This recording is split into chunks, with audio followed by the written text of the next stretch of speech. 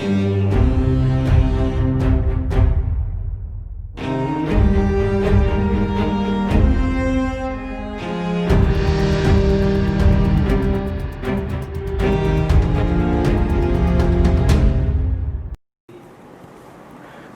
सुप्रभात, सलाम वालेकुम, सत श्री अकाल, राम राम, राधे राधे। मैं रंजीत यादव आप सभी का तहे दिल से हार्दिक स्वागत करता हूं, इस्तकबाल करता हूं आपके अपने YouTube channel royal academy Agra पर। दोस्तों, आशा करता हूं कि आप अच्छे होंगे, मस्त होंगे, व्यस्त होंगे, तंदुरुस्त होंगे। जैसा कि मैंने आपसे वादा किया था कि हम बहुत जल्द जीएस स्पेशल बैच शुरू करने वाले हैं, तो आज से हम जीएस स्पेशल बैच शुरू कर रहे हैं। मुझे पता है कि कोविड-19 कोरोना का इम्पैक्ट लंबे दौर तक चलने वाला है। इसमें हमें सोशल डिस्टेंसिंग, फिजिकल डिस्टेंसिंग रखनी पड़ेगी और यह संभव नहीं है हाल फिलहाल के दिनों में कि हम ऑफलाइन बैचेस में पढ़ पाएँ, क्योंकि एक बैच में लगभग 200 से 250 बच्चे होते हैं। आप सब जानते हैं, किसी एक को भी कोरोना निकला तो जाहिर सी बात है पूरा बैच इम्पैक्ट होगा। इसलिए आपके हितों की पूर्ति करने के लिए आप घर पे एंजॉय करते रहें, पढ़ते रहें, सीखते रहें। इसके लिए मैं आज से जीएस स्पेशल बैच प्रारंभ कर रहा हूं पॉलिटी खंड के साथ, अर्थात भारतीय राज्य व्यवस्था एवं संविधान के साथ। तो आप घर पे रहिए, कॉपी पेन निकाल लीजिए, चीज़ों को समझते रहिए और आप बिल्कुल तनाव में मत आइए, क्योंकि अभी न केवल भारत बल्कि पूरा विश्व इस तनाव से गुजर रहा है, इस दौर से गुजर रहा है। ये परेशानी सिर्फ आपकी इंडिविजुअल प्रॉब्लम नहीं है, ये देशों की परेशानी है। बेटा, निस्संदेह 4-6 महीने बाद सारी स्थितियां सामान्य होंगी, आशा करता हूं, और 2021 वैकेंसी से भरा होगा, चाहे वो यूपीएसआई की वैकेंसी हो, लेखपाल की वैकेंसी हो, टीचर्स की वैकेंसी हो। तो हमने पिछले दिनों यूपीएसआई को लेकर के आईपीसी पढ़ाया था और पढ़ा रहे हैं, उसकी भी वीडियो लगातार आती जाएंगी। तो आज हम जीएस स्पेशल बैच शुरू कर रहे हैं पॉलिटी खंड के साथ। तो आप सभी, चाहे वो यूपीपीसीएस वाले हों, लेखपाल वाले हों, एसआई वाले हों, टेट सुपर टेट वाले हों, सारे के सारे इस सब्जेक्ट को, इस जीएस को पढ़ सकते हैं। क्लियर है दोस्तों? तो कॉपी कलम निकाल लीजिए और आराम से इसको सीखना प्रारंभ करिए। तो देखो, जो हमारा सब्जेक्ट है बेटा, उसका नाम है राज्य व्यवस्था एवं संविधान। राज्य व्यवस्था एवं संविधान, पॉलिटी एंड कॉन्स्टिट्यूशन। लेकिन ये किसका पढ़ना है? हम सब भारत के नागरिक हैं, तो हम सब भारतीय राज्य व्यवस्था और भारतीय संविधान पढ़ेंगे। जाहिर सी बात है, अलग अलग देशों का अलग अलग सिस्टम है, अलग अलग कॉन्स्टिट्यूशन है। चूंकि हम सब भारत की प्रतियोगी परीक्षाओं की तैयारी कर रहे हैं, तो जाहिर सी बात है कि हमें भारत की राज्य व्यवस्था, भारत का संविधान पढ़ना है। अब ध्यान में रखना, एक शब्द आपने सुना होगा बेटा, राजनीति विज्ञान, पॉलिटिकल साइंस। इस चीज को आपको समझना है। और अगर आप बीए में पढ़ रहे होते, एमए में पढ़ रहे होते, तो शायद आपको पॉलिटिकल साइंस पढ़ाया जाता, यानी राजनीति विज्ञान पढ़ाई जाती, जो आपने अपने ग्रेजुएशन पोस्ट ग्रेजुएशन के दौरान पढ़ी होगी। क्योंकि इस सब्जेक्ट में हमें सिद्धांतों को पढ़ना होता है, प्रिंसिपल्स को पढ़ना होता है। लेकिन हमें अपने सब्जेक्ट में राजनीति विज्ञान नहीं पढ़नी, हमें राज्य व्यवस्था पढ़नी है और संविधान पढ़ना है। तो सबसे पहली चीज आपको जो क्लियर कट जाननी है वो ये कि आपको पॉलिटिकल साइंस नहीं पढ़ना, आपको पॉलिटी और कॉन्स्टिट्यूशन पढ़ना है। क्लियर है? अर्थात राज्य व्यवस्था और संविधान पढ़ना है। लेकिन इसी पॉलिटिकल साइंस का एक पार्ट है पॉलिटी और कॉन्स्टिट्यूशन। तो पहले तो हम ये देखते हैं कि इस सब्जेक्ट की उत्पत्ति कैसे हुई, इस सब्जेक्ट के पिता कौन है, फादर कौन है। ठीक है दोस्तों? तो ध्यान में रखना दोस्तों, मैं राजनीतिक विज्ञान की कैसे उत्पत्ति हुई, पॉलिटिकल साइंस से फिर पॉलिटी कैसे निकला, इसको सीखते हैं। तो ध्यान में रखना, एक व्यक्ति है सुकरात, आपने नाम सुना होगा, जिसको हम सोक्रेटिस कहते हैं। क्लियर है दोस्तों? यूनान में, ग्रीक में एक व्यक्ति हुआ सुकरात, और इस सुकरात को लगभग हम यूरोप के या पश्चिमी विचारधाराओं के, पश्चिमी दर्शन शास्त्र के पहले विचारक या दार्शनिक की संज्ञा देते हैं। ये वही सुकरात है जिसने पहली बार यूनान के पोप को, यूनान के राजा को सबसे पहले चुनौती देना प्रारंभ की। ये एक अनपढ़ व्यक्ति है, लिखना पढ़ना नहीं जानता, लेकिन समझदार बहुत है, अकबर और कबीर की तरह। तो ठीक वैसे ही ये जो सुकरात है, इसने सबसे पहले जो वहां के सिस्टम में, वहां की शासन प्रणाली में कमियां थी, राजा जिस तरीके से यूनान और ग्रीक की जनता का अत्याचार कर रहा था, पोप जिस तरीके से अपने अनुसार धर्म की व्याख्या कर रहा था, राज्य की व्याख्या कर रहा था, इस व्याख्या को सबसे पहले चुनौती दी सुकरात ने, सुक्रेटिस नामक व्यक्ति ने। बिल्कुल भी पढ़ा लिखा नहीं है, अनपढ़ है और बड़े पैमाने पर एक मूवमेंट चलाता है, अपने विचारों से ग्रीक की जनता को प्रभावित करता है। तो ध्यान में रखना, सुकरात जो कि यूनान ग्रीक का रहने वाला है, इसने सबसे पहले यूनान के पोप को चुनौती दी। क्लियर है? इसी सुकरात का बेटा एक जो शिष्य है, इस चीज को आपको समझना है, वो है प्लेटो। कौन है बेटा? प्लेटो। फिलोसफी में भी आपने पढ़ा होगा इसके बारे में, राजनीति विज्ञान में भी पढ़ा होगा आपने इसके बारे में। तो पहला प्रश्न आज का कि सुकरात का शिष्य कौन है? प्लेटो। या प्लेटो का गुरु कौन है? सुकरात।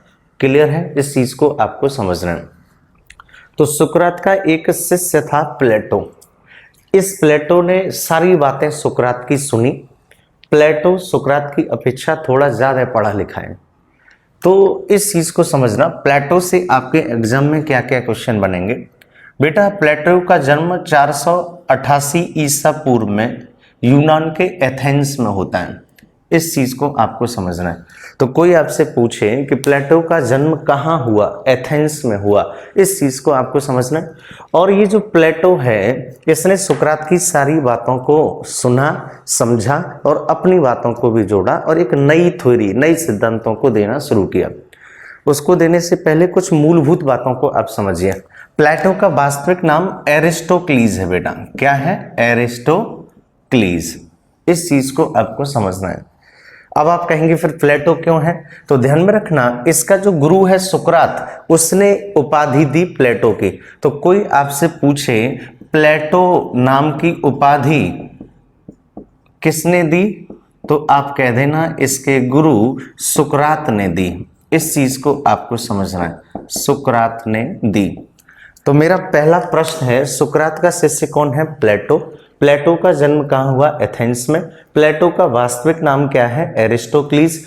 प्लेटो नामक उपाधि किसने दी? सुकरात ने दी। किसने दी बेटा? सुकरात ने दी। अब इस चीज को समझना है, ये जो प्लेटो व्यक्ति है, इसने क्या किया? एक अकेडमी खोली, एक उसका नाम ही था द अकेडमी। उसका नाम क्या था? The academy. इस चीज को आपको समझना है। क्लियर है? तो प्लेटो की अकेडमी का नाम क्या है? The academy. द अकेडमी कहाँ खोली? एथेंस के अंदर खोली। इस चीज को समझना। और इसी अकेडमी में प्रवेश लेने के लिए, एडमिशन लेने के लिए बेटा गणित का, मैथमेटिक्स का ज्ञान होना जरूरी था। यानी कोई भी बच्चा अगर द अकेडमी में एडमिशन लेगा, प्रवेश लेगा, तो उसके लिए गणित सब्जेक्ट का, मैथमेटिक्स सब्जेक्ट का ज्ञान होना जरूरी था। अगर आपको मैथ्स आता है तभी आपका एडमिशन द अकेडमी नामक संस्था में हो पाएगा। तो आपको जो आगे की बातें समझनी हैं, जो प्लेटो से प्रश्न बन सकते हैं, वो ये कि प्लेटो का जन्म कहाँ हुआ? एथेंस में। वास्तविक नाम एरिस्टोक्लीज। प्लेटो की उपाधि किसने दी? सुकरात ने। कौन सी संस्था बनाई? The academy. कहाँ बनाई? एथेंस में। एडमिशन के लिए किस सब्जेक्ट का ज्ञान होना जरूरी था? गणित का, अर्थात मैथमेटिक्स सब्जेक्ट का ज्ञान होना जरूरी था। अब देखिए प्लेटो से और क्या क्वेश्चन बनेंगे। ये जो प्लेटो है ना, फिर इसने एक बहुत ही खूबसूरत किताब लिखी बेटा, द रिपब्लिक। कौन सी किताब? The Republic. इस चीज को समझना है। तो मैं अगर पूछूं द रिपब्लिक किताब किसने लिखी? प्लेटो ने लिखी। इस चीज को समझना है। इस द रिपब्लिक के अलावा जो दूसरी किताब है, जो कि सबसे इंपॉर्टेंट किताब है, वो है द स्टेट्समैन। The statesman. तीसरी जो किताब है वो है द लॉ, द लॉज। तो समझना, आपसे प्रश्न पूछा जाएगा, निम्नलिखित में से द रिपब्लिक किताब किसने लिखी? प्लेटो ने। निम्नलिखित में से द स्टेट्समैन किताब किसने लिखी? प्लेटो ने। निम्नलिखित में से द लॉज किताब किसने लिखी? प्लेटो ने। क्लियर है दोस्तों? ये प्रश्न आपके प्लेटो से संबंधित बनेंगे। और ये जो प्लेटो है, इसकी सबसे फेमस जो किताब हुई वो द रिपब्लिक हुई। इसलिए इसको हम प्राचीन राजनीति दर्शन का, प्राचीन राजनीतिक दर्शन का पिता कहते हैं। क्लियर है? तो बताइए, निम्नलिखित में से प्राचीन राजनीतिक दर्शन का पिता किसे कहते हैं? तो आपका आंसर क्या होगा? प्लेटो। द अकेडमी किसने खोली? प्लेटो ने। प्लेटो का वास्तविक नाम क्या है? एरिस्टोक्लीज। प्लेटो की निम्नलिखित में से कौन सी पुस्तक नहीं है, ऐसे प्रश्न बन सकता है। तो ध्यान में रखना, द रिपब्लिक किसने लिखा, प्लेटो ने।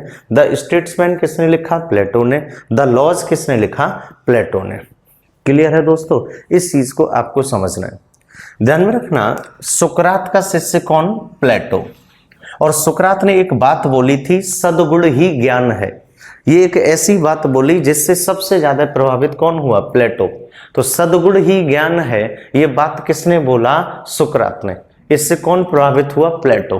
तो ध्यान में रखना मेरे दोस्तों, सुकरात का शिष्य है प्लेटो, और फिर इस प्लेटो की जो संस्था है अकेडमी, उसमें एक शिष्य पढ़ा इसका, अरस्तु। तो बेटा अब नेक्स्ट चलते हैं हम अरस्तु की ओर। तो बताइए, प्लेटो का शिष्य कौन है, अरस्तु। अरस्तु का गुरु कौन है, प्लेटो। प्लेटो का गुरु कौन है, सुकरात। ध्यान में रखना, सिस्टम है वो चलता रहेगा। तो सबसे पहले आप इसका स्क्रीनशॉट ले लीजिए फटाफट। क्लियर है, स्क्रीनशॉट ले लो बेटा सारे के सारे लोग।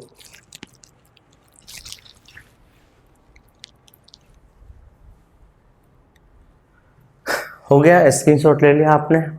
एक बार फिर से सुन लें सारे लोग। सुकरात का शिष्य है प्लेटो, प्लेटो का शिष्य है अरस्तु। सुकरात ने बोला सद्गुण ही ज्ञान है, यूनान ग्रीक का रहने वाला है, पहली बार पोप और राजा को चुनौती दी। प्लेटो का जन्म एथेंस में 428 ईसा पूर्व में हुआ। इसका जो वास्तविक नाम है एरिस्टोक्लीज है। प्लेटो के नाम की उपाधि इसे सुकरात ने दी। प्लेटो को प्राचीन राजनीतिक दर्शन का पिता कहते हैं। प्लेटो ने द अकेडमी खोली। इस अकेडमी में एडमिशन के लिए गणित का ज्ञान आवश्यक था। प्लेटो ने the Republic, the Statesman, the Laws नामक पुस्तक लिखी। और यहाँ एक और पॉइंट ध्यान रखें, ये जो द अकेडमी है ये आगे चलकर यूरोप का पहला विश्वविद्यालय बना, पहला विश्वविद्यालय। तो फर्स्ट यूनिवर्सिटी ऑफ यूरोप कहाँ है बेटा, एथेंस में, अर्थात उसका नाम क्या है, द अकेडमी। तो यूरोप का पहला विश्वविद्यालय बनने का सौभाग्य किसको प्राप्त हुआ, द अकेडमी को। क्लियर है, आशा करता हूं आपको ये पॉइंट क्लियर हुए होंगे, आपने नोट किए होंगे। अब हम आगे चलते हैं। हम ये बता रहे हैं इस समय कि राजनीतिक विज्ञान की उत्पत्ति कैसे हुई। तो ध्यान में रखना, सुकरात का शिष्य कौन है बेटा, प्लेटो। और इस प्लेटो ने कहा कि व्यक्ति की अपेक्षा राज्य का महत्व ज्यादा है, यानी इसने पर्सन से ज्यादा स्टेट को महत्व देना शुरू किया। इस चीज को समझना है।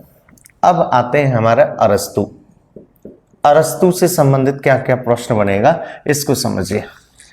ध्यान में रखना, द अकेडमी नामक संस्था में अरस्तु पढ़ा, नॉलेज को सीखा, सुकरात के ज्ञान को सीखा प्लेटो के माध्यम से, प्लेटो का भी ज्ञान सीखा। और इस अरस्तु ने एक पुस्तक लिखी, पॉलिटिक्स नामक पुस्तक, पॉलिटिक्स। और इसी पॉलिटिक्स नामक पुस्तक लिखने के कारण इसको हम कह देते हैं the father of political science. तो राजनीति विज्ञान का पिता कौन है, अरस्तु। ध्यान में रखना, एक और प्रश्न बनेगा, जीव विज्ञान का पिता कौन है, अरस्तु। एक और क्वेश्चन बनेगा, जंतु विज्ञान का पिता कौन है, अरस्तु। एक और क्वेश्चन बनेगा, मनोविज्ञान का पिता कौन है, अरस्तु, द फादर ऑफ साइकोलॉजी। तो इस चीज को समझना है। पॉलिटिकल साइंस का फादर है अरस्तु, बायोलॉजी अर्थात जीव विज्ञान का फादर है अरस्तु, जंतु विज्ञान का फादर है अरस्तु, और साइकोलॉजी अर्थात मनोविज्ञान का जनक कौन है, अरस्तु। प्रश्न पूछ सकता है निम्नलिखित में से अरस्तु किस विषय के पिता नहीं है। 3 ऑप्शन आपको यहां से दे देगा, चौथा कोई ऑप्शन और होगा। इस चीज को समझना है। तो मेरा पहला प्रश्न है कि अरस्तु के गुरु का नाम क्या है, प्लेटो। प्लेटो के गुरु का नाम क्या है, सुकरात। क्लियर है। पॉलिटिक्स पुस्तक किसने लिखी, अरस्तु ने लिखी। अब अरस्तु की जो और इंपॉर्टेंट पुस्तक है उसको समझने का प्रयास करिए। अरस्तु की जो एक और पुस्तक है उसका नाम है टॉपिक्स। टॉपिक्स। तो मेरा प्रश्न है दोस्तों, टॉपिक्स पुस्तक किसने लिखी, अरस्तु ने। और एक और पुस्तक है द कैटेगरीज। The categories. तो द कैटेगरीज पुस्तक किसने लिखी बेटा, अरस्तु ने। तो ध्यान में रखना, पॉलिटिक्स पुस्तक, टॉपिक्स पुस्तक और द कैटेगरीज पुस्तक किसने लिखी है, अरस्तु ने लिखी है। अरस्तु ने ही सबसे पहले पॉलिटी शब्द का प्रयोग किया था। कौन से शब्द का? पॉलिटी शब्द का प्रयोग किया। इसने कहा राज्य एक आदर्शात्मक स्थिति में होना चाहिए, राज्य को एक आदर्श स्थिति में होना चाहिए, राजा बहुत अच्छा होना चाहिए, लोक कल्याण के लिए होना चाहिए। तो ध्यान में रखना, अरस्तु ने सबसे पहले पॉलिटी शब्द का यूज किया। अरस्तु ने पॉलिटिक्स किताब लिखी, इसलिए हमने इसको राजनीतिक विज्ञान का क्या कह दिया? जनक कह दिया। फटाफट बेटा नोट कर लें इसको, आप फटाफट नोट करें।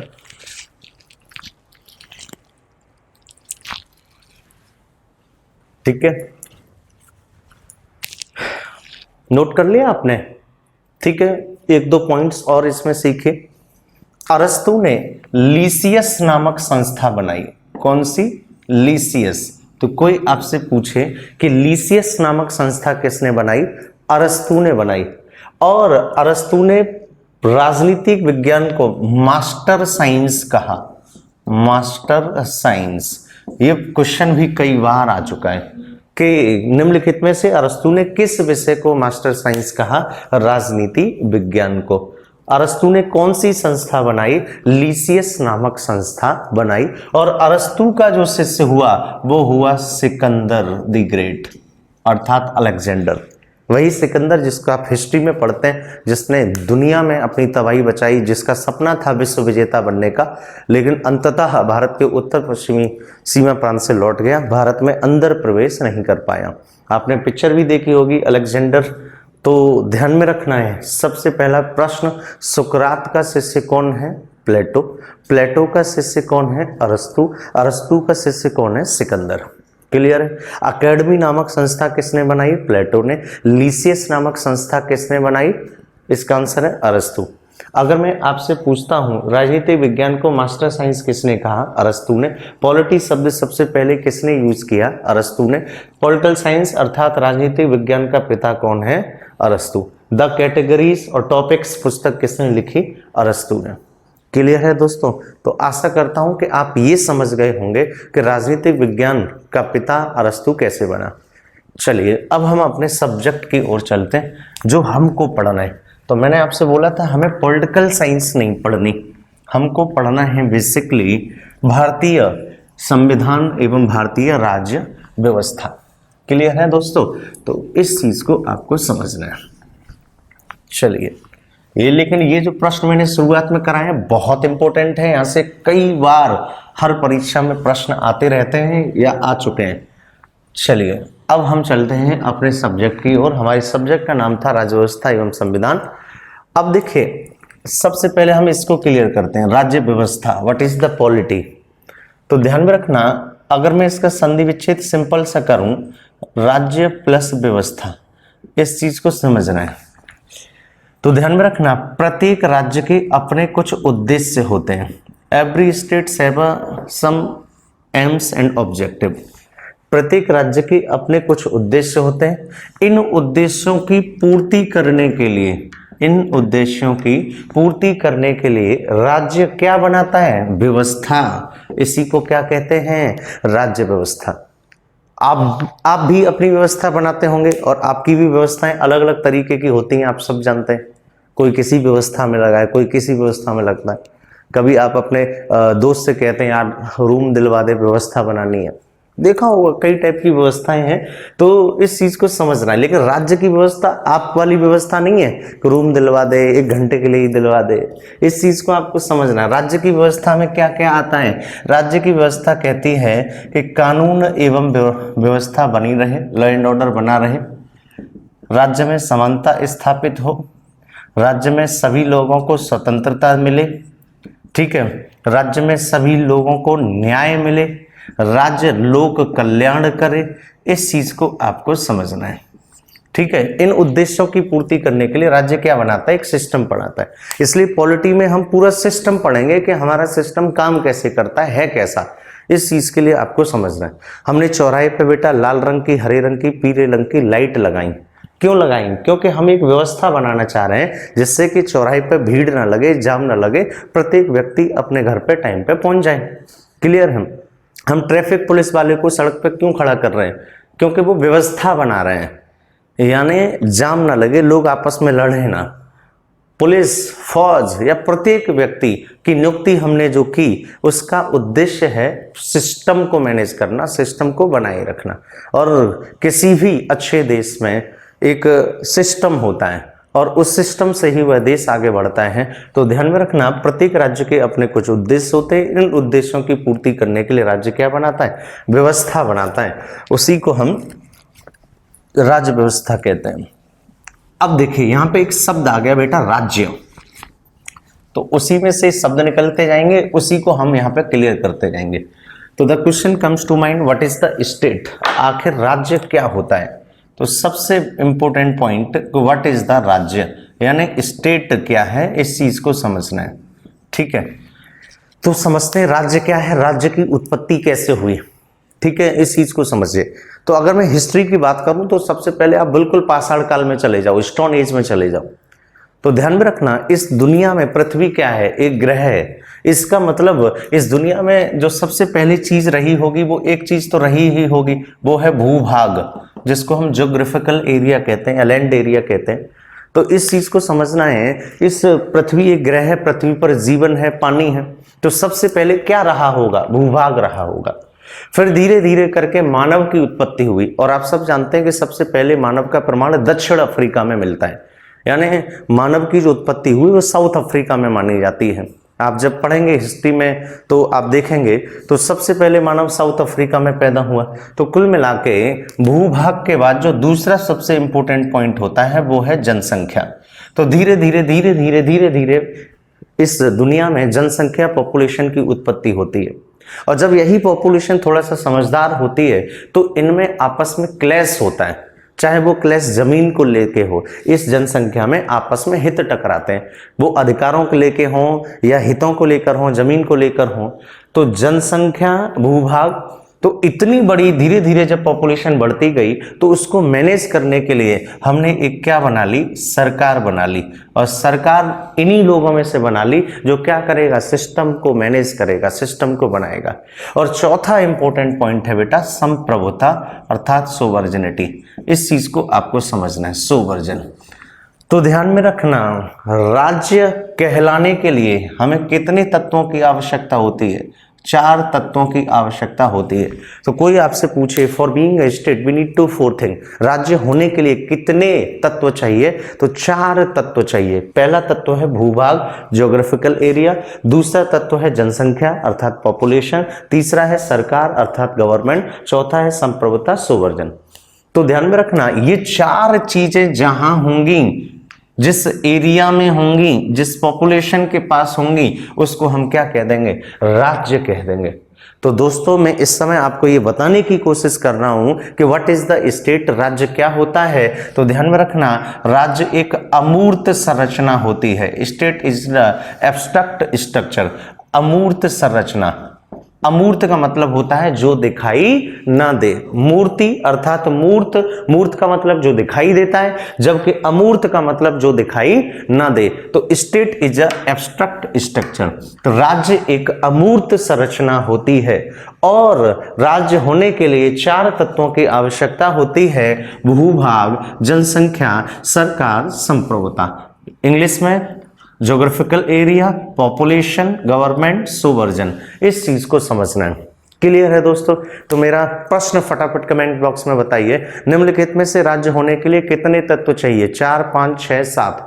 जल्दी बताएं। बिल्कुल सही है, 4 तत्व। अगर मैं आपसे पूछूंगा क्या राज्य के तत्वों के लिए भूभाग चाहिए? यस। क्या जनसंख्या चाहिए? यस। क्या सरकार चाहिए? यस। और क्या संप्रभुता चाहिए? यस। ये 4 तत्व जहां भी मिल जाएंगे तो हम क्या बना देंगे?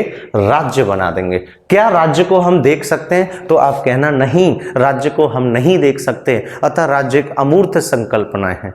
क्लियर है दोस्तों? अब इस राज्य से क्या प्रश्न बन सकते हैं वो देखिए। ध्यान में रखना, ब्रिटिश भारत में जब अंग्रेजों ने भारत को गुलाम बनाया, ब्रिटिश भारत में, India is not a state, Bharat एक राज्य नहीं था। क्यों? क्योंकि हमारे पास भूभाग तो था, जनसंख्या भी थी, सरकार भी थी, लेकिन हमारे पास संप्रभुता नहीं थी। तो कोई आपसे पूछे कि आजादी से पहले क्या भारत एक राज्य था? तो आप स्पष्ट मना कर देना कि आजादी से पहले भारत एक राज्य नहीं था, क्योंकि भारत के पास संप्रभुता नहीं थी। अभी मैं बताऊंगा सोवर्जन क्या होता है, व्हाट इज द सोवर्जन या संप्रभुता क्या है। तो ध्यान में रखना, ब्रिटिश भारत में India is not a state. तो ध्यान में रखना, हम भारत को राज्य कह देंगे आज, क्योंकि भारत के पास भूभाग है, जनसंख्या है, सरकार है, संप्रभुता है। चीन को राज्य कह देंगे, अमेरिका को राज्य कह देंगे। तो ध्यान में रखना, India is a state, Pakistan is a state, America is a state. आमतौर पे हम उत्तर प्रदेश को राज्य कहते हैं, बिहार को राज्य कहते हैं, उड़ीसा को राज्य कहते हैं, लेकिन ये राज्य नहीं है, ये प्रांत हैं, ये प्रोविंसेस हैं। इस चीज को समझना है आपको। क्लियर है? तो इंडिया अर्थात भारत एक राज्य है, आर्टिकल 1 में लिखा है, मैं आपको बताऊंगा आगे। अमेरिका एक राज्य है, चीन एक राज्य है। तो जिसको हम कंट्री समझते हैं वो एक स्टेट है, क्योंकि उनके पास ही 4 चीजें हैं, और इन चारों में से अगर किसी भी एक तत्व की कमी हुई तो बेटा वो राज्य नहीं होगा। जैसे ब्रिटिश भारत में इंडिया एक राज्य नहीं था। दूसरा एग्जाम्पल देता हूं तिब्बत का। बेटा जब तिब्बत में बड़े पैमाने पर संघर्ष चला तो तिब्बत के जो मेन लीडर थे दलाई लामा, जिनकी तिब्बत में सरकार हुआ करती थी, वो भाग के इंडिया आ गए, हिमाचल प्रदेश के धर्मशाला में बस गए। उनके साथ तिब्बत के लोग भी आए। तो ध्यान में रखना, उनकी सरकार थी लेकिन उनको भगा दिया जाता है। तो ध्यान में रखना, तिब्बत के पास भूभाग भी नहीं है, तिब्बत के पास जनसंख्या तो है, और ध्यान में रखना उनकी सरकार है लेकिन उनके पास भूभाग नहीं है। तो तिब्बत को भी हम स्टेट नहीं कह पाएंगे, क्योंकि सरकार यहां से संचालित कर रहे हैं लेकिन उनके पास क्या नहीं है, भूभाग नहीं है। तो ध्यान में रखना मेरे दोस्तों कि इन चारों में से कोई एक कमी हो जाए किसी एक तत्व की तो वो राज्य नहीं कहलाएगा, और जिस देश के पास ये 4 तत्व होंगे तो हम उसको राज्य कह देंगे। तो ध्यान में रखना, India is a state, America is a state, China is a state, Pakistan is a state, but UP is not a state, UP is provinces. Uttar Pradesh एक प्रांत है, बिहार एक प्रांत है, उड़ीसा एक प्रांत है। हम आम बोलचाल में राज्य कह देते हैं, लेकिन हम जब राजनीतिक विज्ञान या राज्य व्यवस्था या संविधान की भाषा में कहेंगे तो हम उत्तर प्रदेश को एक प्रांत कहेंगे, बिहार को एक प्रांत कहेंगे। क्लियर है दोस्तों? आशा करता हूं कि आपको समझ में आ गया होगा। फिर से एक बार रिकॉल करा देता हूं, राज्य एक अमूर्त संरचना होती है जिसको हम नहीं देख सकते। राज्य होने के लिए 4 तत्वों की आवश्यकता होती है, भूभाग, जनसंख्या, सरकार, संप्रभुता। इनमें से किसी भी एक तत्व की कमी होगी तो राज्य नहीं होगा। ब्रिटिश भारत में भारत एक राज्य नहीं था क्योंकि उसके पास संप्रभुता नहीं थी। इस चीज को समझना है। तो अब 2 शब्द नए मिले आपको, एक मिला शब्द सरकार और एक मिला शब्द संप्रभुता। First one is government and the second one is सोवर्जन। तो आइए क्लियर करते हैं। चलो दोस्तों, मैंने बोला था 2 नए शब्द और हमें सीखने जो आए हैं, संप्रभुता, सोवर्जन। इस चीज को आपको समझना है कि संप्रभुता क्या होती है।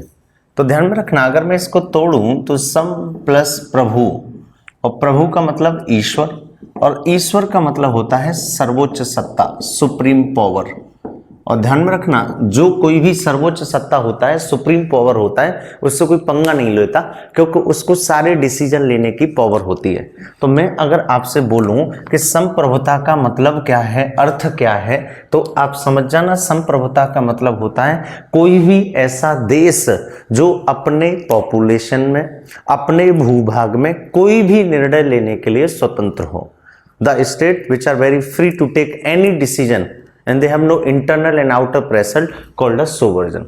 यानी कोई भी ऐसा राज्य जो आंतरिक एवं बाह्य निर्णयों के मामले में निर्णय लेने के लिए स्वतंत्र है, आंतरिक एवं बाह्य मामलों में निर्णय लेने के लिए स्वतंत्र है, उसको हम क्या कहते हैं, संप्रभुता कहते हैं। फॉर एग्जाम्पल, भारत एक संप्रभु राज्य है, इंडिया इज अ सोवर्जन स्टेट। यानी भारत अपने आंतरिक मामलों में और अपने बाह्य मामलों में खुद निर्णय लेगा, वो किसी और देश पर डिपेंड नहीं है। ऐसे ही अमेरिका एक संप्रभु राज्य है, USA is also a सोवर्जन state, क्योंकि अमेरिका अपने आंतरिक और बाह्य मामले के निर्णय लेने में स्वतंत्र है।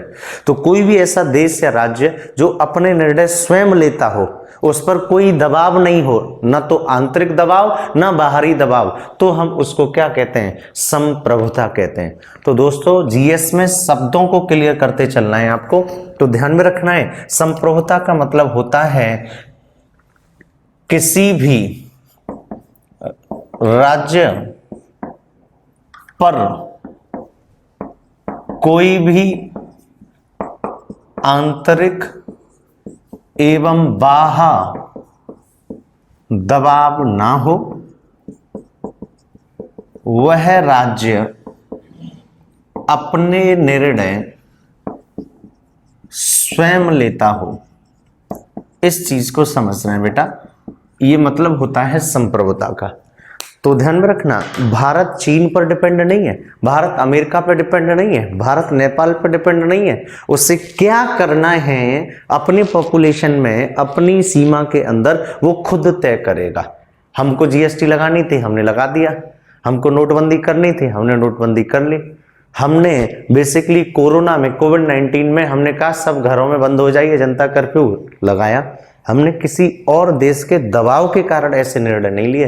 तो मेरा प्रश्न है आपसे, क्या भारत एक संप्रभु देश है? यस। क्या अमेरिका एक संप्रभु देश है? यस। चीन एक संप्रभु देश है? यस। तो ध्यान में रखना, कोई भी ऐसा देश जो अपने निर्णय स्वयं लेता हो, उस पर कोई भी इंटरनल आउटर प्रेशर ना हो, तो हम उसको क्या कहते हैं? संप्रभुता कहते हैं। इस चीज को समझना। अब कुछ एक दो देसी एग्जाम्पल समझ लो। अगर मैं बोलूं आपके घर में संप्रभु कौन है, तो ध्यान में रखना, आपके पापा आपके घर में संप्रभु हैं, क्योंकि सारे निर्णय कौन लेते हैं? आपके पापा। इस चीज को आपको समझना है। और ना ही आपके पापा के ऊपर आंतरिक दबाव है, ना बाहरी दबाव है। पापा ने कह दिया कि बेटा तू जीएस पढ़ेगा तो रंजीत यादव से ही पढ़ेगा, तो अब आप इसको काट नहीं सकते, क्योंकि पापा ने अंतिम फैसला सुना दिया। इस चीज को समझना है कि पापा आपके घर में कौन है? संप्रभु हैं, क्योंकि उनके ही निर्णय चलते हैं, वही निर्णय लेते हैं। कई घर ऐसे होते हैं जिसमें पापा के अलावा मम्मी की चलती है। तो अगर आपके घर में मम्मी सारे निर्णय लेती हैं और मम्मी के ऊपर कोई भी आंतरिक एवं बाह्य दबाव नहीं है, तो समझ जाना आपके घर में कौन संप्रभु है? तो आपकी मम्मी संप्रभु है। क्लियर है दोस्तों?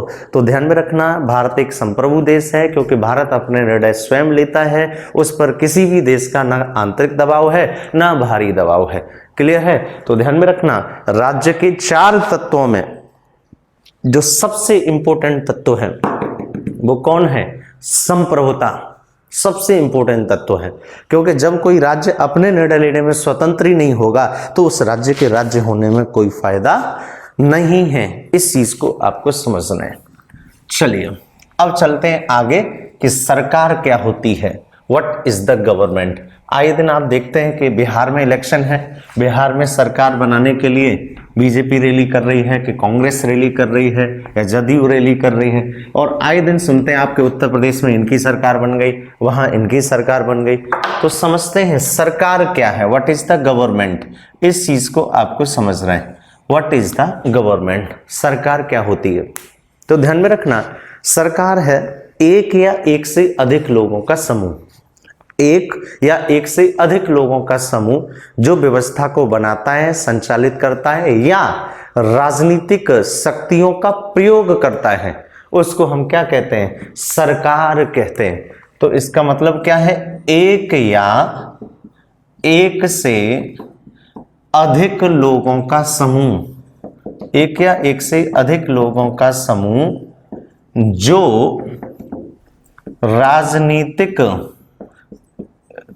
राजनीतिक शक्तियों का प्रयोग करता है, राजनीतिक शक्तियों का प्रयोग करता है या करती है, और व्यवस्था बनाती है, उसे हम क्या कह देते हैं बेटा?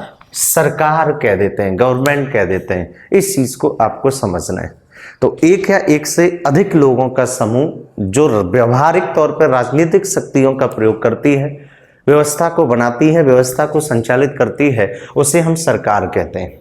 और सरकार राज्य का व्यवहारिक रूप होती है, अर्थात सरकार कैसे है? मूर्त रूप में, अर्थात सरकार को देखा जा सकता है। मोदी जी, योगी जी सब काम कर रहे हैं, वित्त मंत्री, गृह मंत्री सब दिख रहा है आपको, संसद दिख रही है आपको। तो ध्यान में रखना, राज्य एक अमूर्त संरचना है, अर्थात राज्य हमें नहीं दिखाई देता, लेकिन सरकार एक मूर्त संरचना है, अर्थात सरकार हमें दिखाई देती है। क्लियर है दोस्तों? तो व्यवस्था बनाएगी सरकार, व्यवस्था को लागू करेगी सरकार। तो ध्यान में रखना मेरे दोस्तों कि इस सरकार के कितने अंग हैं, ऑर्गन कितने हैं, इसको देखने का प्रयास करते हैं। तो अगर आपसे कोई पूछे कि सरकार या शासन के कितने अंग हैं, तो आप कह देना कि सरकार के 3 अंग होते हैं। कितने अंग होते हैं? 3 अंग होते हैं। There is a 3 organ of government. पहले अंग का नाम है बेटा विधायिका, लेजिस्लेचर। दूसरे अंग का नाम है बेटा कार्यपालिका, एग्जीक्यूटिव। और तीसरे अंग का नाम है बेटा न्यायपालिका, जुडिशरी।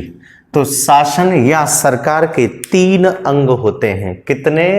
3 अंग होते हैं। पहला लेजिस्लेचर, दूसरा एग्जीक्यूटिव, तीसरा है जुडिशरी।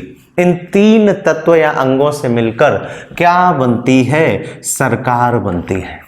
अब देखिए, पहले के जमाने में प्राचीन काल की बात करूं तो राजतंत्र हुआ करता था, मोनार्की सिस्टम, राजा का तंत्र। राजा ही कानून बनाता था, राजा ही उन्हें लागू करता था और राजा ही न्याय देता था। लेकिन जैसे जैसे आधुनिक रूपों में लोकतंत्र मजबूत हुआ, संविधान मजबूत हुआ और वहां पर लोगों की चलने लगी, तो हमने एक ही हाथ में शक्तियां देने के बजाय शक्तियों का बंटवारा किया। तो हमने सरकार के स्तर पर भी कई अंग बना दिए। पहला है विधायिका, दूसरा है कार्यपालिका और तीसरा है न्यायपालिका। ध्यान में रखना, विधायिका अर्थात विधि निर्माण। तो विधायिका नामक जो संस्था है, इंस्टीट्यूशन है, वो क्या करती है? विधि निर्माण करती है, टू मेकिंग अ लॉ। तो इस चीज को समझना है कि भारत में विधि निर्माण, भारत में कानून निर्माण, कानून बनाना, ये कौन करता है? विधायिका करती है। और आप सब जानते हैं कि भारत में कानून कौन बनाती है? संसद। अर्थात संसद किस लेवल पे बनाती है? केंद्र के लेवल पे। और राज्य के स्तर पे कौन बनाता है? विधानमंडल, लेजिस्लेटिव असेंबली, विधानमंडल राज्य के स्तर पे। तो ध्यान में रखना, मैं आपसे बोलूं कि सरकार का क्या विधायिका एक अंग है? हाँ है। विधायिका का काम क्या है? कानून बनाना, विधि बनाना। विधि भारत में कौन बनाता है? संसद। किस स्तर पर? केंद्र के। विधानमंडल किस स्तर पर बनाता है? राज्य के। तो क्या संसद विधायिका के अंतर्गत आएगा? यस। क्या विधानमंडल विधायिका के अंतर्गत आएगा? यस। तो संसद का काम है कानून बनाना, विधानमंडल का काम है कानून बनाना, और ये सब किस में आते हैं? विधायिका में। और विधायिका किस में आता है? सरकार में। तो ध्यान में रखना मेरे दोस्तों, सरकार के 3 अंग होते हैं। पहला है विधायिका, लेजिस्लेटिव। विधायिका का काम होता है विधि निर्माण करना, और विधि निर्माण भारत में केंद्र के स्तर पर संसद और राज्य के स्तर पर विधानमंडल करता है। क्लियर है? अब दूसरा है कार्यपालिका, एग्जीक्यूटिव। कार्यपालिका का काम क्या है? कि जो भी कानून विधायिका ने बना दिए, अब उन कानूनों को, नियमों को लागू करवाना, वो किसके हाथ में है बेटा? कार्यपालिका के हाथ में है, एग्जीक्यूटिव के हाथ में। तो ध्यान में रखना, कार्यपालिका का काम होता है कानूनों को लागू करवाना, लागू करवाना, टू इन्फोर्स अ लॉ, कानूनों को लागू करवाना, इन्फोर्समेंट द लॉ। यानी जो भी कानून विधायिका ने बनाया है उसको लागू कौन कराएगा? कार्यपालिका उसको लागू कराएगी। क्लियर है?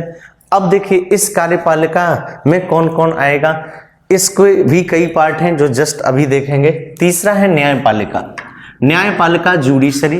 ध्यान में रखना, जब भी विधायिका और कार्यपालिका के बीच में आपस में झगड़ा होगा, कानूनों को लागू करवाने को लेकर झगड़ा होगा, कानून बनाने को लेकर झगड़ा होगा, या व्यक्तियों के आपसी हितों में जब कोई टकराव होगा, तो भारत में न्याय देने का काम कौन करेगा? न्याय देना, ये किसका काम है? न्यायपालिका का। और न्याय अपनी मर्जी से या कानूनों के अनुसार? तो ध्यान में रखना, कानूनों के अनुसार। तो to give the justice according to law, यानी आप कानूनों के अनुसार न्याय देंगे। मैंने जज साहब की लड़की को छेड़ दिया, मैंने जज साहब की लड़की को आई लव यू बोला, और जज साहब ने कहा चल मैं तो ये फांसी की सजा देता हूं, ना बाबा ना। अगर आई लव यू बोलने की सजा एक चांटा है, 1 साल की सजा है मान लो, तो मुझे जज साहब 1 साल की ही सजा देंगे, क्योंकि कानून में ऐसा लिखा है। तो जो न्यायपालिका है वो भी अपनी मर्जी से काम नहीं करेगी, कानूनों के अनुसार करेगी। और आप जानते हैं कि जो भी अपराध की सजा या अपराध का दंड लिखा होता है, उसी के तहत आपको सजा मिल सकती है, ना उससे ज्यादा ना उससे कम। इस चीज को समझना है। तो न्यायपालिका का काम है कानूनों के अनुसार न्याय देना, और इसमें बेटा आ जाता है आपका सुप्रीम कोर्ट केंद्र के लेवल पे, हाई कोर्ट राज्य के लेवल पे, और डिस्ट्रिक्ट एवं सेशन कोर्ट जिला के लेवल पे। तो भारत में सुप्रीम कोर्ट, हाई कोर्ट न्यायपालिका के अंतर्गत आते हैं। भारत में संसद, विधानमंडल विधायिका के अंतर्गत आते हैं। और भारत में जो सरकार है, जो नेताएं हैं, जो अधिकारी हैं, ये सब कार्यपालिका के अंतर्गत आते हैं, जो हम तुरंत अभी बस पढ़ने वाले हैं। तो मैं आपको फिर से रिकॉल कर दूं, सरकार के 3 अंग होते हैं। पहला विधायिका, लेजिस्लेटर, कार्यपालिका, एग्जीक्यूटिव, न्यायपालिका, जुडिशरी। विधायिका का काम विधि बनाना होता है, कार्यपालिका का काम उन विधियों को, कानूनों को लागू करना होता है, और न्यायपालिका का काम कानूनों के अनुसार न्याय देना होता है। इस चीज को समझना। संसद और विधानमंडल विधायिका में आते हैं, सुप्रीम कोर्ट, हाई कोर्ट न्यायपालिका में आते हैं। अब हम चलते हैं कार्यपालिका में कि कार्यपालिका का सीन क्या है, क्योंकि ये बड़ा कॉन्सेप्ट है और इसको आपको समझना भी है। क्लियर है? चलिए दोस्तों, कार्यपालिका को देख लेते हैं, एग्जीक्यूटिव को, कि एग्जीक्यूटिव का सीन क्या है। चलिए, तो कार्यपालिका, एग्जीक्यूटिव, कार्यपालिका का काम है कानूनों को लागू करवाना। ठीक है, अब देखें कार्यपालिका, एग्जीक्यूटिव, और कार्यपालिका के कई सारे टाइप हो सकते हैं बेटा, कई सारे टाइप, जिसमें प्रमुख हैं, इंपॉर्टेंट है 4 टाइप। कार्यपालिका में पहला हो सकता है बेटा अध्यक्षीय कार्यपालिका, जिसको हम बोलते हैं प्रेसिडेंटल एग्जीक्यूटिव, अध्यक्षीय कार्यपालिका। दूसरा है बेटा संसदीय कार्यपालिका, पार्लियामेंट्री एग्जीक्यूटिव। तीसरा है बेटा, जो सबसे इंपॉर्टेंट है, दोहरी कार्यपालिका, ड्वेल एग्जीक्यूटिव। और चौथी है बेटा बहुल कार्यपालिका, बहुल कार्यपालिका, प्लूरल एग्जीक्यूटिव। इसको समझिए आप, इसको बहुत प्यार से समझिए। मैं बिल्कुल बेसिक से शुरू किया है, सारी चीजें बिल्कुल देसी अंदाज में बेसिक से पढ़िए आप। एग्जीक्यूटिव, आप सब जानते हैं, ये जो एग्जीक्यूटिव है ये किसका हिस्सा थी? सरकार का। और कार्यपालिका का काम क्या था? कानूनों को लागू करना। तो कोई आपसे पूछे कार्यपालिका कितने प्रकार की होती है, तो आप कहना 2। पहली है बेटा स्थायी कार्यपालिका, स्थायी कार्यपालिका, परमानेंट एग्जीक्यूटिव। और दूसरी को आप कह सकते हैं अस्थायी कार्यपालिका, टेम्पररी एग्जीक्यूटिव। क्लियर है? अस्थायी कार्यपालिका, मार्कर दूसरा, अस्थायी कार्यपालिका। क्लियर है?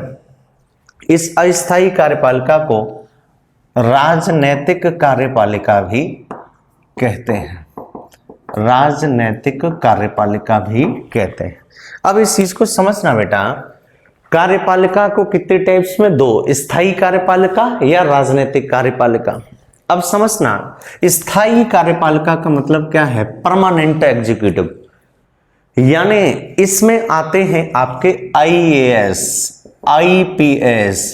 तो जितने भी अधिकारी हैं, भारतीय प्रशासनिक सेवा, भारतीय पुलिस सेवा, भारतीय न्यायिक सेवा, या आप जितने स्टूडेंट प्रतियोगी परीक्षाओं की तैयारी कर रहे हैं, चाहे वो UPSI हो, UPPCS हो, SSC हो, CP हो, आप सब इस कार्यपालिका की तैयारी कर रहे हैं, क्योंकि आप कानूनों को लागू करवाएंगे। इस चीज को समझना।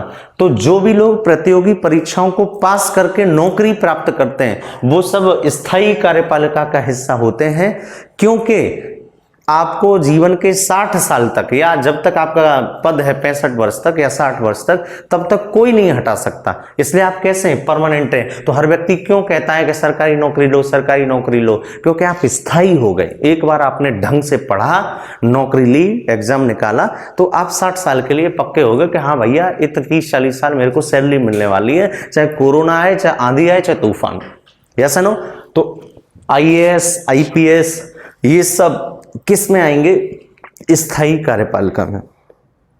तो जितने भी अधिकारी गण हैं, सरकारी नौकरी है सामान्यतः, जितने भी अधिकारी गण हैं IAS, IPS, ये सब स्थायी कार्यपालिका में आते हैं। अब देखिए, कोई आपसे पूछे स्थायी कार्यपालिका ज्यादा सर्वोच्च है या राजनीतिक कार्यपालिका ज्यादा सर्वोच्च है, तो आप कह देना राजनीतिक कार्यपालिका। ठीक है, क्योंकि जैसा आदेश राजनीतिक कार्यपालिका इन अधिकारियों को देगी, ठीक वैसा ही पालन इन अधिकारियों को करना है।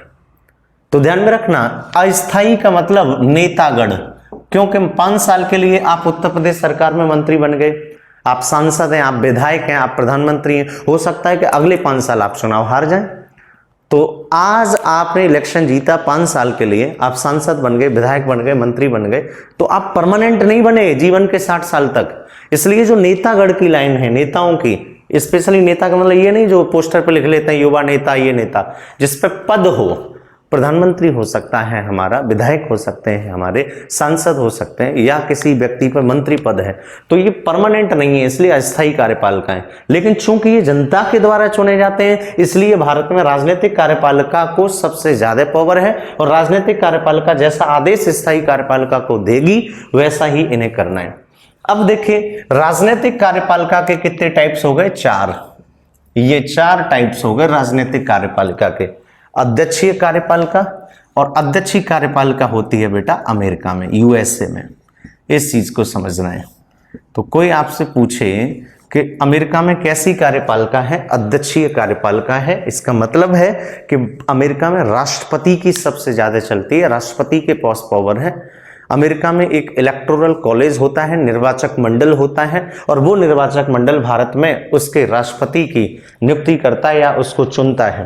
तो अध्यक्षीय कार्यपालिका अमेरिका में है। संसदीय कार्यपालिका बेटा ब्रिटेन में है और भारत में है, इंडिया में। भारत में संसद है, आप सब जानते हैं, ब्रिटेन में संसद है, आप सब जानते हैं। हमारे यहाँ क्या है? लोकसभा और राज्यसभा। ब्रिटेन में क्या है? कॉमन हाउस है, हाउस ऑफ लॉर्ड्स कह सकते हैं आप। तो ध्यान में रखना, ब्रिटेन और इंडिया में संसदीय कार्यपालिका है, अमेरिका में अध्यक्षीय कार्यपालिका है, फ्रांस में दोहरी कार्यपालिकाएं हैं। इसका मतलब है, दोहरी कार्यपालिका का मतलब कि यहां राष्ट्रपति वाला भी शासन होता है और यहां प्रधानमंत्री वाला भी शासन होता है। अब इसको समझना कि यहां राष्ट्रपति वाला भी शासन होता है, तो राष्ट्रपति शासन चुना जाता है अमेरिका की तरह और प्रधानमंत्री चुना जाता है भारत की तरह, इसलिए हमने कह दिया दोहरी कार्यपालिका। तो फ्रांस में दोहरी कार्यपालिका का सिस्टम है, ड्वेल एग्जीक्यूटिव का सिस्टम है, और एक है बहुल कार्यपालिका, प्लूरल एग्जीक्यूटिव, और ये बेटा है आपका स्विट्जरलैंड में। कहां पर? स्विट्जरलैंड में। तो इस चीज को आपको समझना है, यही आपके प्रश्न बनेंगे। निम्नलिखित में से बहुल कार्यपालिका का उदाहरण कौन है? स्विट्जरलैंड। निम्नलिखित में से दोहरी कार्यपालिका का उदाहरण कौन है? फ्रांस। निम्नलिखित में संसदीय कार्यपालिका का उदाहरण कौन है? ब्रिटेन और इंडिया। निम्नलिखित में से अध्यक्षीय कार्यपालिका का उदाहरण कौन है बेटा? अमेरिका। क्लियर है दोस्तों? तो ये आप छाप सकते हैं, फटाफट सारे के सारे लोग नोट कर लें इस चीज को। फिर चलते हैं हम आगे की ओर कि संविधान क्या है, what is the constitution. Clear है? मैं फिर बता देता हूं एक बार, सरकार का एक अंग है कार्यपालिका। कार्यपालिका 2 प्रकार की, स्थायी और अस्थायी। अस्थायी को राजनीतिक कार्यपालिका भी कह सकते हैं। इन दोनों में सर्वोच्च होती है राजनीतिक कार्यपालिका। नेतागण आते हैं राजनीतिक या अस्थायी वाले में, अधिकारी आते हैं स्थायी वाले में। राजनीतिक कार्यपालिका को 4 भागों में बांट सकते हैं। अध्यक्षीय कार्यपालिका यानी प्रेसिडेंटली एग्जीक्यूटिव, जिसका उदाहरण अमेरिका है। संसदीय कार्यपालिका अर्थात ब्रिटेन और इंडिया, पार्लियामेंट्री एग्जीक्यूटिव। दोहरी कार्यपालिका यानी फ्रांस, और बहुल कार्यपालिका यानी स्विट्जरलैंड। ये आपके प्रश्न बन सकते हैं। शुरू के 2 से 3 लेक्चर में केवल हम शब्दों को ही पढ़ेंगे कि कौन से शब्द का क्या मतलब होता है। क्लियर है? तो आशा करता हूं कि आपने नोट कर लिया होगा। अब हम चलते हैं कि संविधान क्या है, व्हाट इज द कॉन्स्टिट्यूशन। ठीक है? और किसी भी अच्छे देश में संविधान होता ही होता है, और आजकल तो हर देश में लगभग संविधान होता है, क्योंकि पहले की तरह आज राजतंत्र नहीं बचा। आज लगभग हर देश में, कुछ देशों को अगर छोड़ दें तो डेमोक्रेसी है, लोगों का शासन है। अब कोई राजा रजवाड़ा नहीं है जिसका प्रॉपर शासन चलता हो। अब देखते हैं संविधान, कॉन्स्टिट्यूशन, इसको समझने का प्रयास करते हैं। तो जैसे हमने एक शब्द लिखा संविधान, the question comes to mind, what is the constitution. संविधान क्या होता है? तो ध्यान में रखना, संविधान किसी भी देश का सर्वोच्च कानून होता है। Constitution is a supreme law of any country. तो सर्वोच्च कानून, तो जब मैंने एक शब्द लिख दिया सर्वोच्च कानून, सुप्रीम लॉ, तो जाहिर सी बात है इससे ऊपर कोई नहीं है। तो मैं आपसे बोलूं मोदी बड़ा या संविधान, तो कह देना संविधान। रामनाथ कोविंद बड़े या संविधान, तो संविधान। कोई भी व्यक्ति, कोई भी पद संविधान से ऊपर नहीं है। संविधान के दायरे में राष्ट्रपति, प्रधानमंत्री, सांसद, विधायक के पद हैं। संविधान बताता है कि प्रधानमंत्री कैसे कार्य करेगा, राष्ट्रपति कैसे कार्य करेगा, विधायक की शक्तियां क्या हैं, कार्य क्या है। यानी संविधान सर्वोच्च कानून है, अर्थात संविधान में नियम एवं कानून बताए गए हैं कि राष्ट्रपति की क्या शक्तियां हैं, राष्ट्रपति के क्या अध्यादेश की शक्ति है, राष्ट्रपति के का चुनाव कैसे होगा, प्रधानमंत्री की शक्ति क्या है, ये सब बातें कहाँ लिखी हैं, संविधान में। तो संविधान किसी भी देश का सर्वोच्च कानून होता है। मैं आपको फालतू की परिभाषाओं में नहीं उलझा रहा कि एक ऐसा लिखित दस्तावेज है जिसमें किसी भी देश की शक्तियां, अधिकार, कर्तव्यों का वर्णन होता है, ये फालतू की बात नहीं। बस इतना जानिए, संविधान किसी भी देश का सर्वोच्च कानून होता है, supreme law of any country. और उस देश में व्यक्ति या पद बड़ा नहीं होता, संविधान बड़ा होता है। और जिस देश में संविधान होता है वहां की व्यक्ति या संस्था संविधान के नियमों के दायरे के अंतर्गत ही शासित होती है या कार्य करती है। क्लियर है दोस्तों? तो अंबानी बड़ा या संविधान, तो संविधान बड़ा है। अडानी बड़ा या संविधान, तो संविधान बड़ा है। इस चीज को समझना है। तो संविधान किसी भी देश का सर्वोच्च कानून होता है, इसमें नियम दिए गए होते हैं। तो हमको कौन सा पढ़ना है, भारतीय संविधान। तो वो तो हम देखेंगे ही कि भारतीय संविधान क्या है, लेकिन अभी मैं केवल आपको पहले लेक्चर में शब्दों से परिचित कराया हूं। पहला शब्द मैंने बताया राज्य क्या है, दूसरा शब्द मैंने आपको बताया सरकार क्या है, तीसरा शब्द बताया संप्रभुता क्या है, और अब मैं बता रहा हूं संविधान क्या है। अब देखिए, संविधान दो टाइप्स का हो सकता है। या तो संविधान हो सकता है लिखित संविधान, रिटन कॉन्स्टिट्यूशन, या संविधान हो सकता है अलिखित संविधान, अनरिटन कॉन्स्टिट्यूशन, अलिखित संविधान। There is a two types of constitution. First one is written constitution and the second one is unwritten constitution. यानी ऐसा संविधान जो लिखित रूप में होता है, रिटन फॉर्म में। तो समझना, दुनिया का सबसे पहला लिखित संविधान अमेरिका का था, यूएसए का था। तो दुनिया का सबसे पहला लिखित संविधान अमेरिका का था जो 1787 में लागू हुआ। इस चीज को समझना है। तो दुनिया का सबसे पहला लिखित संविधान कौन सा है बेटा, अमेरिका। और दुनिया का सबसे बड़ा लिखित संविधान बेटा कौन सा है, भारत है, इंडिया का है। तो दुनिया का सबसे बड़ा लिखित संविधान भारत का, दुनिया का सबसे पहला लिखित संविधान अमेरिका का। तो लिखित संविधान का मतलब होता है जिस देश में बाकायदा एक संविधान सभा बनाई गई हो, और वो सभा सिर्फ इसलिए बनाई थी कि वो उस देश के संविधान को लिखेगी। इस चीज को आपको समझना है। लेकिन जब मैं बोलता हूं अलिखित संविधान, अनरिटन कॉन्स्टिट्यूशन, तो कोई लोग, बहुत सारे लोग ये सोचते हैं स्टूडेंट कि अलिखित संविधान का मतलब है कि उस देश के लोगों का संविधान लिखा ही नहीं गया। ये बिल्कुल गलत सोचते हैं। ध्यान में रखना, इस देश के संविधान भी लिखित फॉर्म में, लेकिन अलग अलग रूपों में, अलग अलग अधिनियमों के रूप में, लेकिन इकट्ठी इनकी कोई किताब नहीं है। जैसे कि हमारी अपनी है कि भारत का संविधान, जैसे ब्रिटेन का संविधान अलिखित संविधान है, सऊदी अरब का संविधान अलिखित संविधान है, न्यूजीलैंड का संविधान अलिखित संविधान है। तो ध्यान में रखना, कनाडा का संविधान अलिखित संविधान है। तो ब्रिटेन हो गया, सऊदी अरब हो गया, न्यूजीलैंड हो गया, कनाडा हो गया, ये अनरिटन कॉन्स्टिट्यूशन के उदाहरण है। इस चीज को समझ रहे हैं। अब इसका मतलब ये नहीं है कि यहां चीजें लिखी नहीं गई। तो सोचो, जो नए बच्चे पैदा हो रहे हैं ब्रिटेन में, सऊदी अरब में, न्यूजीलैंड में, कनाडा में, फिर ये कैसे सीखेंगे वहां के नियम या लॉ? बिल्कुल लिखी हुई हैं। जैसे आज जितनी नई पीढ़ी पैदा हो रही है, आज आप संविधान पढ़ रहे हैं, सपोज आज मैं ही आपको संविधान पढ़ा रहा हूं, तो भारत के नई पीढ़ी के लोग संविधान पढ़ रहे हैं। ऐसा नहीं है मुझे ज्ञान है, मैंने कहां से पढ़ा, मैंने खुद संविधान को पढ़ा, इसलिए बता रहा हूं। तो ध्यान में रखना, अलिखित संविधान का मतलब क्या है, इसको समझिए कि यहां पे कोई एक फिक्स ऐसी किताब नहीं है जिसमें स्पष्ट ये लिखा हो ब्रिटेन का संविधान या सऊदी अरब का संविधान। ब्रिटेन में बहुत पहले से पार्लियामेंट है। मैं आपको बताऊंगा 1688 ईस्वी में ब्रिटेन में एक ग्लोरियस रिवॉल्यूशन हुआ, गौरवमयी क्रांति हुई, और जिसमें बिना एक रक्त की बूंद को बहे हुए वहां पे सत्ता परिवर्तन होता है। और ब्रिटेन एकमात्र ऐसा देश है जहां पर सबसे पहले संवैधानिक राजतंत्र की स्थापना हुई। और आज भी वर्तमान में भी ब्रिटेन में संवैधानिक राजतंत्र है, कॉन्स्टिट्यूशनल मोनार्की है। इस चीज को समझना है। इसका मतलब आपसे कोई पूछे, कई लोग बड़ा कंफ्यूज रहते हैं कि सबसे पहला लिखित संविधान पूछे तो आंसर होगा अमेरिका, लेकिन सबसे पहले संविधान के गुण, संविधान जैसी चीजें कहाँ आई, वो ब्रिटेन में। तो समझना, संवैधानिक राजतंत्र सबसे पहले कहां बना, ब्रिटेन में बना 1688 के बाद। तो ध्यान में रखना, ब्रिटेन में बहुत सारे अलग अलग अधिनियम हैं जो उसकी पार्लियामेंट ने बनाए, तो वो सब है। ब्रिटेन में बहुत सारी प्रथाएं हैं, रूढ़ियां हैं, परंपराएं हैं। तो ऐसे देश में जहां पे प्रथाएं, रूढ़ियां, परंपराएं और अलग अलग अधिनियमों का ज्यादा महत्व है, उनको हम अलिखित संविधान कहते हैं। प्लस अलिखित संविधान का मतलब है कि इस देश का संविधान बनाने के लिए प्रॉपर कोई संविधान सभा का गठन नहीं हुआ। तो देसी भाषा में समझ लो, जिस देश का संविधान एक संविधान सभा ने बनाया हो वो लिखित है, और जिस देश का संविधान सभा ने संविधान नहीं बनाया वो अलिखित है। तो ध्यान में रखना, इनके भी लिखे हुए हैं, रूल्स लिखे हैं, नियम लिखे हैं, परंपराएं लिखे हैं, लेकिन बाकायदा इस नाम से नहीं लिखा कि ये एक कॉन्स्टिट्यूशन है जो इस संविधान सभा ने बनाया है। तो क्वेश्चन लेकिन आपका क्या बनेगा, निम्नलिखित में से ऐसा कौन सा देश है जिसका अलिखित संविधान है।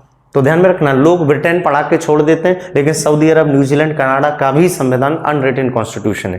क्वेश्चन बन सकता है, निम्नलिखित में से ऐसा कौन सा देश है जिसका अलिखित संविधान नहीं है। तो 3 इनमें से ऑप्शन दे देगा, चौथा कोई और।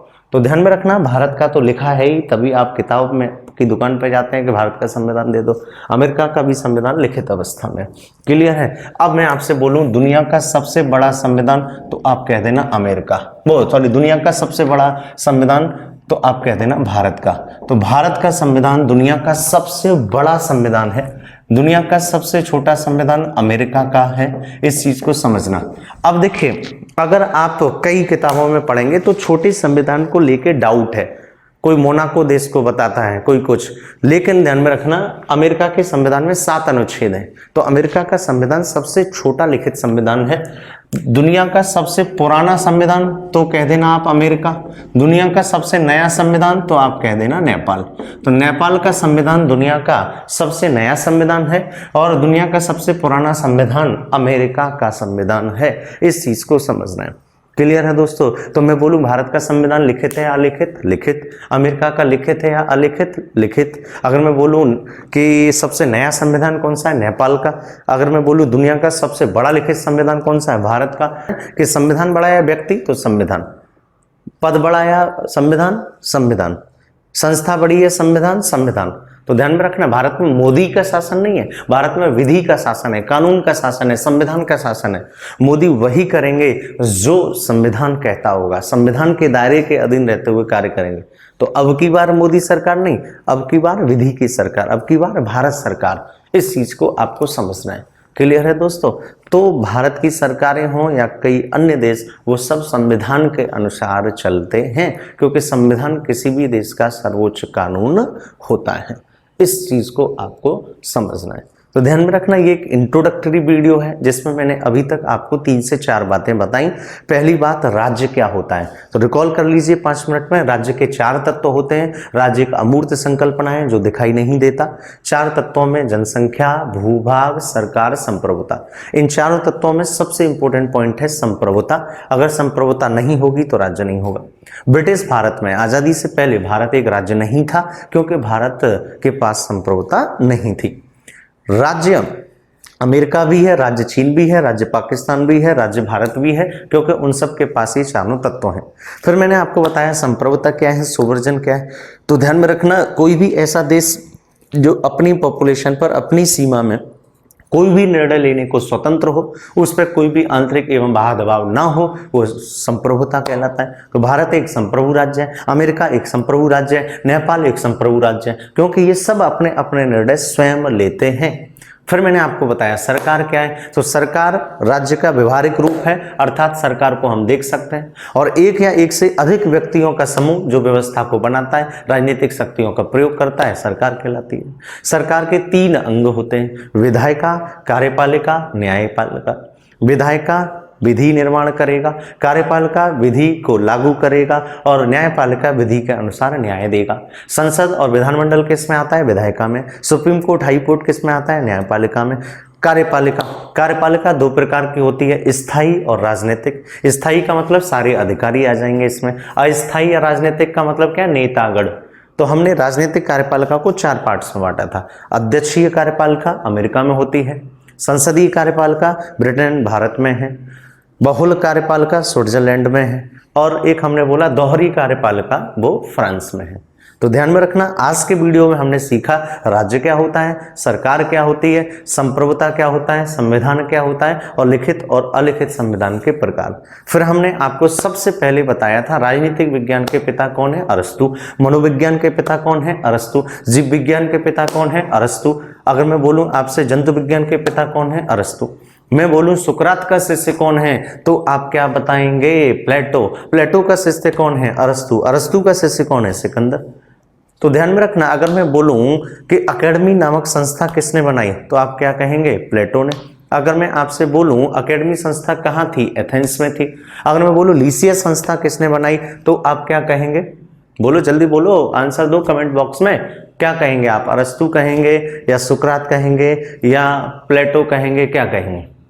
ठीक है, तो लीसियस संस्था भी अरस्तु बना रहा है। अगर मैं आपसे बोलूं पॉलिटी शब्द सबसे पहले किसने यूज किया? अरस्तु ने। अगर मैं आपसे बोलूं कि पॉलिटिकल साइंस के पिता कौन है तो आप कहेंगे अरस्तु। अगर मैं आपसे बोलूं कि किस व्यक्ति ने द रिपब्लिक किताब लिखी तो आप क्या कहेंगे?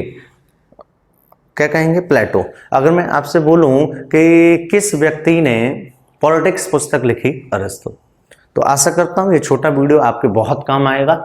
अगले वीडियो में हम संघात्मक, परिसंघात्मक, एकात्मक यानी फेडरल, कॉन्फेडरल, यूनिटरी को समझेंगे, अविनाशी राज्यों का अविनाशी संघ को समझेंगे और भारतीय संविधान की शुरुआत करेंगे कि भारतीय संविधान की विशेषताएं क्या हैं, भारतीय संविधान से संबंधित कौन से इंपॉर्टेंट फैक्ट हैं, उन सबको डिस्कस करेंगे। आप देखते रहिए रॉयल एकेडमी आगरा। बहुत बहुत आभार। Good night everyone. Thank you very much.